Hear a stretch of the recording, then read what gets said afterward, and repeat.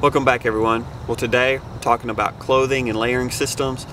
And to be honest with you, this is a video I've been wanting to put out for a couple of years now and just never really got around to doing it. Clothing is such a huge topic. The type of clothes you wear, the environment you're in, kind of preparing for that outdoors event. It's one of the top two things that are going to help maintain and control your comfort level outdoors. And honestly, if you were to get in a sticky situation, maybe even your survivability. And that's about it. I'm going to try to keep this one real straightforward as always, and here we go.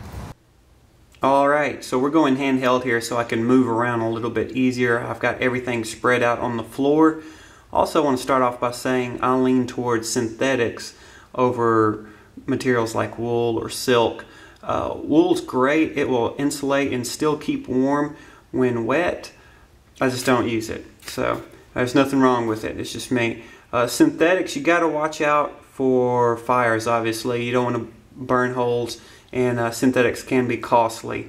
So if you don't want to obviously burn a bunch of holes into a jacket or a pair of pants that you spend a lot of money on. So starting off, this is going to be my base layer. These are my Redhead thermal heavyweight thermals. I got them at Bass Pro Shops. These are great because they're polypropylene. They keep you really warm, and the sizing for this line is great because if you're tall, big and tall, or anything like that, you can get the size that's going to fit you best. I've got the tall here in these tops since my arms are real long, and I can get a real good fit on the sleeves. Over here, we've got some light shirts. These are typically what I would wear when I'm hiking. I won't, when it's cold also, I'll say, do not start your hike off with your thermals on. It's always a bad idea. You really need to start your hike off cold. When you get out, at the trailhead or wherever you're at, you're going to be outside. If you're hunting or hiking, you want to be cold. If you're going to be walking for a while, you're going to build up some heat. And once you start sweating through all this stuff and you stop, you're going to get cold quick. I went hiking in these one time, and by the time we got to camp they were soaked, so I had to strip down and change out, and that's never fun. These are the shirts I'll wear when hiking. They're real thin. This is a cotton, this is actually a poly cotton blend, 85% poly, 15% cotton. I think I paid $6 for it. Got it on clearance. It works great. It won't absorb moisture like a full 100% cotton shirt will. Got this shirt for free. Ran in the Ragnar Relay. A lot of running events, whether it's a 5K, a marathon, half marathon, those sorts of events. They usually have shirts that sponsors put out, and most of the time these shirts are high quality. Okay, on to the kind of my mid layers. This is a Timberland fleece jacket. I'm real big on a chest pocket or a up top pocket, as well as we've got some pockets down here at the bottom that you can see somewhere. There's another one over there somewhere, but real big on the chest pockets. Bought this on clearance. I think I paid $13 for it.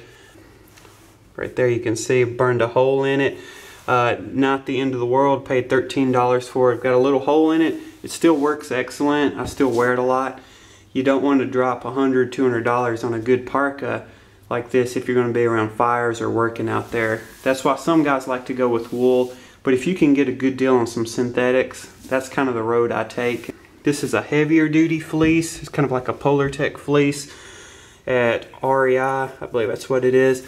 And it is a tall size. It fits me well. It doesn't have the up top chest pocket that I like, but it's a great jacket. I wear it all the time. It's traveled many miles and been on many trips. And down here, the pants that I go with, these are a True Spec. There's a 511 web belt. Man, this thing's bomb proof. I think that I'll pass that one down to my kids. It's a great belt, maybe $10, $15, and it'll just last forever. These pants are excellent. They're also a poly cotton blend.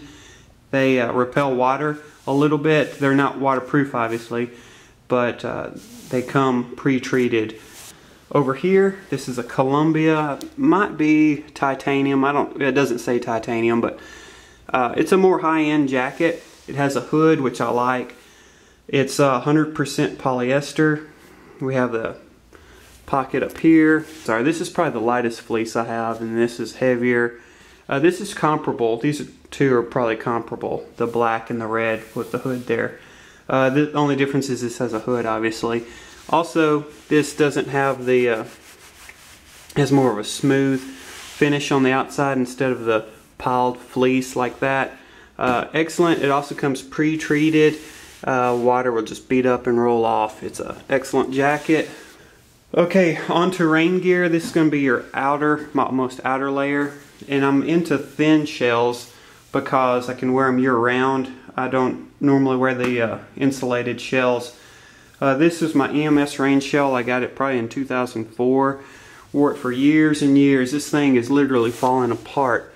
I've got tape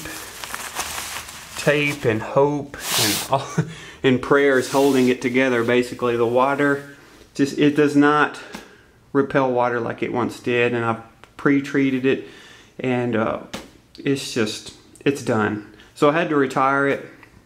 Here's a parka, or a poncho, Equinox poncho. This is a great alternative to something like a rain shell jacket, where these can be costly. This you can probably get for under $50. These you can spend anywhere from $100 to $300. Over here, this is my current rain jacket. This is a REI jacket, very comparable to the Kempta jacket. It has the E-vent fabric on it. You can see it says right there. This fabric breathes so well. They never put pit zips in these jackets, or not typically, just because of the breathability. You can always unzip the front part if you're really cranking out some heat. Man, these jackets are excellent. I've not worn this jacket a ton, but what little I've worn it has just worked astoundingly. We have 4 zippered pockets on the front. We've got a Rico reflector here. That's more of kind of like a ski resort type thing if you were to ever get covered up or buried in an avalanche. They have these devices that will locate you if you have these in your clothing.